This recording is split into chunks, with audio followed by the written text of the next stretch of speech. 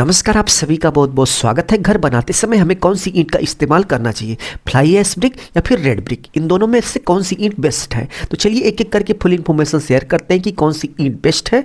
घर बनाते समय किस ईंट का उपयोग करना चाहिए, किस ईंट का उपयोग करने से ज़्यादा फायदा होगा, गर्मी जहाँ पर पड़ती है वहाँ पर किस ईंट का उपयोग करना चाहिए, ठंडी के लिए कौन सी ईंट का उपयोग करना चाहिए, यदि आप पिलर पर घर नहीं बना रहे हैं तो आपको कौन सी ईंट का उपयोग करना चाहिए, और इसके साथ साथ एक एक करके फुल इन्फॉर्मेशन आप सभी से शेयर करेंगे। तो सबसे पहले फ्लाई ऐश ब्रिक की बात करें तो आप देख सकते हैं कि कुछ इस तरीके से मार्केट में जो सीमेंट के कलर की ब्रिक आती है, यानी कि ग्रे कलर की ब्रिक आती है, इसको हम फ्लाई ऐश ब्रिक बोलते हैं। इसको बनाने के लिए यदि हम मटेरियल की बात करें तो भाई कोयला जलने के बाद जो राख बचती है उसी राख में थोड़ा सा सीमेंट डाल के और कुछ और मटेरियल डालकर इसको ढाल दिया जाता है और कुछ इस तरीके से फ्लाई ऐश ब्रिक बनकर तैयार हो जाती है। तो इसको बनाने का सबसे बड़ा बेनिफिट ये होता है कि जो हमारी इन्वायरमेंट में कचरा बनता है, यानी कि जो वेस्टेज मटेरियल होते हैं कोयला जलने के बाद, उसको कहीं फेंकने से अच्छा फ्लाई ऐश ब्रिक बना लो। नेक्स्ट रेड ब्रिक की बात करें तो रेड ब्रिक बनाने के लिए जो इन्वायरमेंट में सॉइल होती है, मिट्टी होती है, उसकी खुदाई करके उसको अच्छे से उसका पेस्ट बनाकर हाई टेम्परेचर पर पकाकर कुछ इस तरीके से रेड ब्रिक बनाई जाती है। तो कहीं ना कहीं भाई रेड ब्रिक जो है वो नेचर को नुकसान पहुंचाने का काम करती है, क्योंकि जहां से आप मिट्टी निकालेंगे वहाँ पर बहुत ही बड़े एरिया में गड्ढा हो जाएगा, फिर जल जमाव होगा। जल जमाव होने से भाई वहाँ पर मच्छर पैदा होंगे या फिर दुनिया भर की बीमारी उस जल जमाव से पनप सकती है। और इसके साथ साथ जब आप मिट्टी निकाल लेते हैं ढेर सारी 10-15 फीट कहीं से, तो उस एरिया में एक तो भारी गड्ढा हो जाता है और इसके साथ साथ वहाँ की जो ज़मीन होती है वो उपजाऊ भी नहीं रहती। नेक्स्ट फ्लाई ऐश ब्रिक की बात करें तो भाई इसमें नमी बहुत जल्दी पकड़ता है, यानी कि थोड़ी सी भी नमी है तो इसमें बहुत जल्दी ये अपने अंदर नमी को खींच लेता है। तो जहाँ पर ठंडे प्रदेश हैं, जहाँ पर हमेशा मॉइस्चर बना रहता है, तो ऐसी सिचुएशन में हमें फ्लाई ऐश ब्रिक का उपयोग वहाँ पर नहीं करना चाहिए। फ्लाई ऐश ब्रिक का उपयोग वहाँ पर करना चाहिए जहाँ पर बारिश ना के बराबर होती है या फिर साल में 1-2 महीने 3 महीने होती है।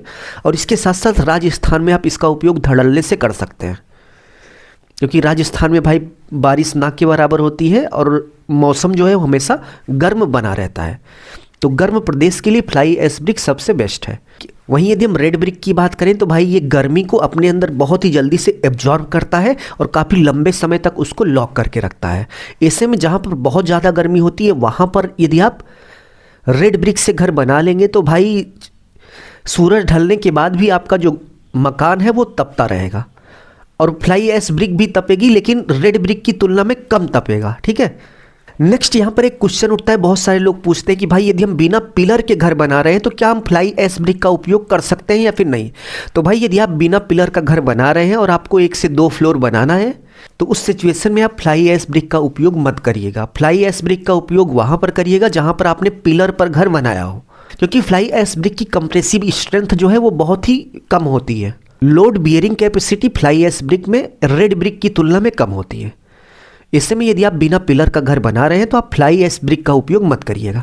तो बिना पिलर का घर बनाने के लिए सबसे अच्छी ब्रिक की बात करें तो भाई रेड ब्रिक है। नेक्स्ट फ्लाई ऐश ब्रिक की जो सरफेस होती है, यानी कि जो आउटर इनर सरफेस होती है, वो बहुत ही चिकनी होती है। तो ऐसे में यदि आप फ्लाई ऐश ब्रिक का उपयोग कर रहे हैं तो आपको प्लास्टर करने की विशेष आवश्यकता नहीं होती। वहीं रेड ब्रिक की भाई जो सतह होती है वो उतनी ज़्यादा चिकनी नहीं होती है, तो ऐसे में रेड ब्रिक में प्लास्टर करना बहुत ही ज़रूरी हो जाता है। फ्लाई ऐश ब्रिक में बहुत सारे लोग डायरेक्ट जो है वो पुट्टी वगैरह करवा देते हैं। नेक्स्ट यदि हम मजबूती की बात करें तो भाई रेड ब्रिक की जो मजबूती होती है वो सभी ईंटों से सबसे ज़्यादा होती है। बट यदि आप पिलर पर घर बना रहे हैं तो आप फ्लाई ऐश ब्रिक का भी उपयोग कर सकते हैं, वहाँ पर बहुत ज़्यादा मजबूती मैटर नहीं करती।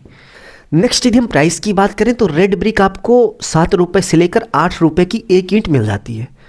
वहीं यदि हम फ्लाई ऐश ब्रिक की बात करें तो ये भी आपको 7 से 8 रुपये की एक ईंट मिल जाती है। तो रेट में कोई भी फर्क दोनों में नहीं है।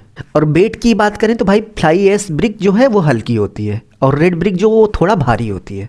तो ऐसे में यदि आप बड़ा स्ट्रक्चर बना रहे हैं और आपका जो एरिया है वो नमी वाला नहीं है, यानी कि थोड़ा सूखा एरिया है, तो वहाँ आप फ्लाई ऐश ब्रिक का उपयोग कर सकते हैं, आपको किसी भी तरह की दिक्कत नहीं आएगी। तो उम्मीद है आपको समझ में आ गया होगा कि भाई कहाँ पर फ्लाई ऐश ब्रिक का उपयोग करना चाहिए, कहाँ पर रेड ब्रिक का उपयोग करना चाहिए। दोनों ब्रिक यानी कि दोनों ईंटों में क्या अंतर है, कौन सा उपयोग करने पर कहाँ पर फायदा होगा, कहाँ पर नुकसान होगा, सारी चीज़ें इस वीडियो में हमने कवर कर ली हैं। यदि आपको वीडियो अच्छा लगा तो प्लीज़ वीडियो को लाइक करके अपने दोस्तों में शेयर कर दीजिए। अपना ख्याल रखिए और अपने मम्मी पापा का अपने से भी ज़्यादा ख्याल रखिए। इसी भाव के साथ आप सभी से विदा लेते हैं। धन्यवाद।